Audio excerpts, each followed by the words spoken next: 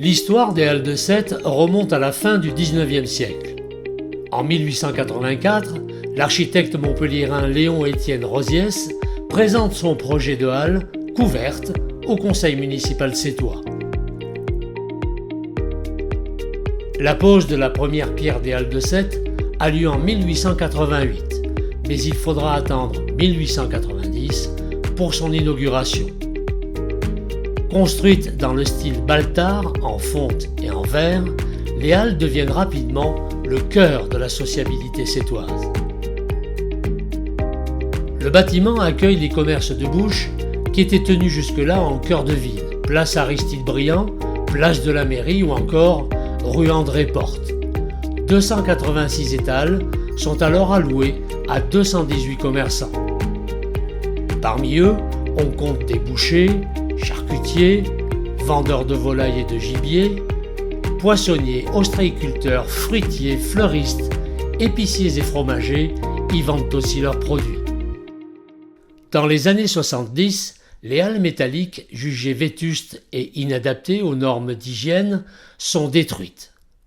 Elles sont remplacées par un bâtiment multifonctionnel de 4 étages en béton, surplombé d'une salle polyvalente et d'un parking.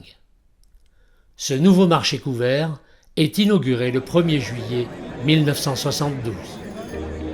40 ans après, l'édifice a mal vieilli. La vétusté du bâtiment et de ses équipements contraste avec le succès constant des halles auprès des consommateurs et visiteurs.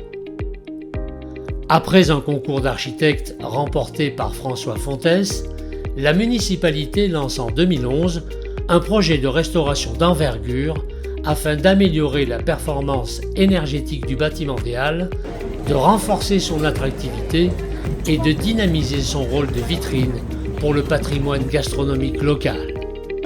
Objectif, construire un bâtiment à la hauteur du potentiel économique, social et culturel du lieu. La modernisation des halles s'achève en 2012. L'édifice est orné de mailles de filet en inox, hommage à la Méditerranée et l'étang qui forge l'identité de la ville et de ses habitants.